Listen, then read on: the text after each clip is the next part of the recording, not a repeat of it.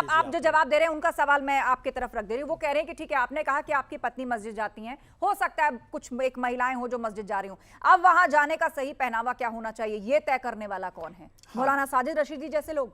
हाँ देखिए, अभी आपने ड्रेस कोड वाली बात कर दी है। हाँ तो देखिए, मस्जिद के अंदर कोई ड्रेस कोड नहीं है, अपना पूरा शरीर अपना ढका हुआ होना चाहिए। तो नमाज हम अगर, अरे भाई सुन तो लीजिए, अरे सुन लीजिए मेरा जवाब। सुन लीजिए, साड़ी से ज्यादा ढका हुआ और क्या हो सकता है? फिर उन्हें किस बात पर आपत्ति हुई? आप वो सुनना चाहती हैं, आप सुनना चाहती हैं या नहीं, ये बता दीजिए। एक बार उनका जवाब आने दीजिए साधवी जी, एक बार जवाब आने दीजिए। आपत्ति इस बात की है, ठीक है, ठीक, एक बार बात पूरी कर ले, एक बार बात पूरी कर ले, फिर आप काउंटर करिए। अपना पूरा शरीर ढक के वहां गई थी, साड़ी पहन कर गई थी, कोई शॉर्ट ड्रेस पहन के नहीं गई थी डिंपल यादव। आस्था जी देखिए, मैं इनसे कहना चाहता हूँ, देखिए साड़ी जो मेरे हिंदू महिलाओं का परिधान है भाई, मैं दिल से करता हूँ उस चीज की, लेकिन अगर ये बार-बार अगर इस बात को कहेंगे मुस्लिम महिलाओं को लेकर, तो भाई मुझे आपत्ति है।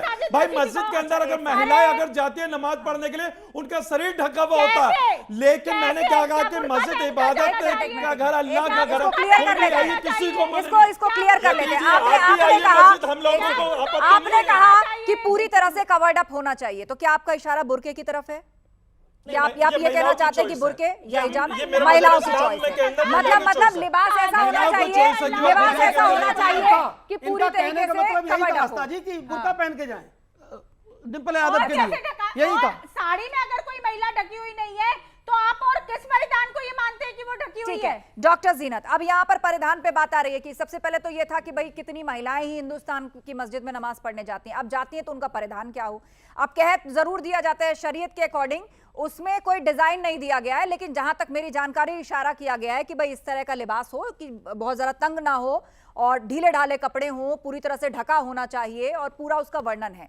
लेकिन आप इस वक्त हैं और पढ़ी लिखी हैं, प्रबुद्ध वर्ग से आप भी आती हैं और फॉरवर्ड सोच आप रखती हैं, और आपके पहनावे को देखकर कोई कहेगा क्या कि इसमें कोई खराबी है? नहीं, बहुत अच्छा है, बहुत एलिगेंट पहनावा है। मौलाना क्या कहेंगे? लेकिन बात यह है कि क्या आप ऐसे जाकर नमाज पढ़ सकती हैं, या ऐसे लोग आप पर टिप्पणी करें तो आप उसका कैसे सामना करेंगे? मैं आपको कहना चाहती हूँ, जैसे कि हम लोग गुरुद्वारे जाते हैं तो वहाँ का एक रूल है आपको सर ढकना है, पूरी तरीके से ढक के जाना है। तो और हमारे जो बड़े बुजुर्ग, मेरी बात पूरी होने दीजिए, और जो हमारे बड़े बुजुर्ग हुए हैं, ये हमारे भारत की सभ्यता है कि हम लोग सिर ढक के रहते हैं। हाँ, यहाँ पर ये है कि मैंने सिर नहीं ढक रखा है, मेरी बहन ने इतना अच्छा लिबास पहन रखा है, इसमें कोई आपत्ति नहीं है, इसके अंदर कोई नहीं है। आप जैसे भी आप मंदिर में भी जा सकती है, आप मस्जिद में भी जा सकती है इस लिबास में, पर ये कि पर्टिकुलर आप ये कहें कि आप बुर्का पहन के जाएंगी तो ये बिल्कुल गलत है। बुर्का पहनना बिल्कुल हमारे मजहब में, तो फिर उन्होंने किस बेस पर कहा? उन्होंने नग्न किस बेस पर कहा? फिर हम लोग तो इतनी हिम्मत रखते हैं कि मीडिया के माध्यम से मैं बता देती हूँ, मौलाना रशीदी जी ने, मैं एक सेकंड, पीसीआर वो पिक्चर लगाइए पीछे, वो पिक्चर लगाइए, मैं बताती हूँ मौलाना रशीदी, मैं बता रही हूँ आपको मौलाना रशीदी ने क्या बयान दिया। वो पिक्चर लगाइए पीछे, मस्जिद के अंदर से जो सामने आई है, जिसपे पूरे समाजवादी पार्टी के सांसद बैठे हैं, डिंपल यादव भी दिख रही है। हाँ, ये देखिए, ये डिंपल यादव दिख रही हैं और साड़ी उन्होंने पहनी हुई है, बाल उनके बंधे हुए हैं, पूरा कवर्ड उनका लिबास है, बहुत ही एलिगेंट साड़ी में है। लेकिन मौलाना रशीदी जी की नजर कहां गई? यहाँ पर, उनके गले पर, उनको और इसी की तरफ इशारा करते हुए आप भी देख लीजिए हाजी साहब, जीनत अंसारी जी आप भी देखिए, यहाँ नजर गई। वो कहते हैं ना कि जैसी नजर वैसा नजरिया, पूरी तस्वीर में नजर गई गले पर, और उसी को नाम के कह रहे हैं।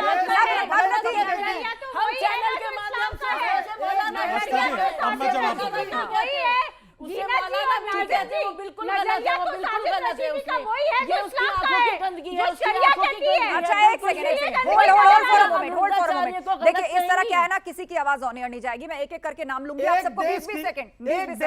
अच्छा आचार्य जी 20 सेकंड, उसके बाद हाजी साहब। गई तो उस पर ये अभद्र टिप्पणी किसी साधारण व्यक्ति की स्त्री जाएगी, उस पर क्या आप नहीं बोल सकते हो? फिर तो आप बहुत ज्यादा कर दोगे, बहुत ज्यादा नीचे उतर जाओगे आप। इससे बड़ी क्या गलती नहीं हो सकती, इससे बड़ी क्या बात है साहब? ठीक है, इस तरह की बातें होती। ठीक ठीक आचार्य जी। आस्था जी देखिए, अभी आपने एक डिस्प्ले पे एक पिक्चर चलाई तो आपने कहा कि नाजिम साहब आप देखिए। देखिए मैंने नहीं देखा, क्योंकि मैं अपने भारत के हर महिला का सम्मान करता हूं, ये मेरा मजहब इस्लाम है। और जिस तरीके की यहाँ पर बातें हो रही है तो मैं ये कहना चाहता हूं, देखिए जगत जननी है, जगत जननी का हम सभी लोगों को सम्मान करना चाहिए, चाहे कोई आचार्य हो या मौलाना हो। अगर महिलाओं पर अगर अभद्र टिप्पणी करेंगे तो कहीं ना कहीं उनकी सोच, उनकी नीयत पूरी तरीके से खराब है। वो नहीं चाहते कि यहां पर महिलाओं का सम्मान हो, लेकिन हम मेरा मजहब इस्लाम ये कहता है कि आप महिलाओं का सम्मान कीजिए, इसलिए हम अपनी महिलाओं का सम्मान करते हैं, बराबर का उनको दर्जा देते हैं। अच्छा ठीक है, एक सेकंड आपने कहा बराबर का दर्जा देते हैं। मेरा एक छोटा सा सवाल बराबर का दर्जा देते हैं, क्या हाजी नाजिम साहब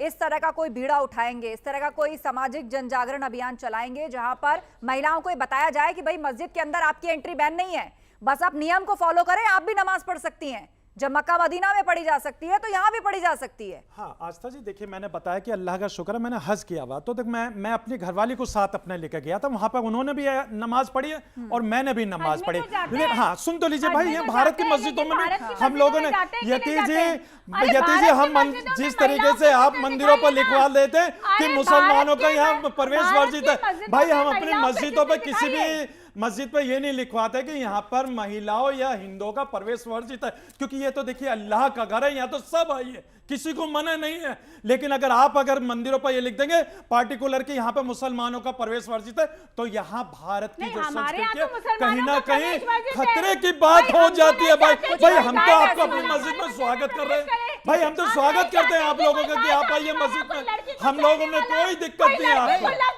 और अगर कोई साड़ी पहन के चली जाती उसको नग्न का खिताब दे देते हो, अगर कोई साड़ी पहन के चली जाती देश के बड़े तबके की स्त्री तो उसको नग्न खिताब दे देते हो। भाई देखिए उसको नग्न खिताब दे देते हो, की बात करें हम लोगों ने, ये क्या तरीका है आपका? और आपने स्त्रियों का जाना परिजन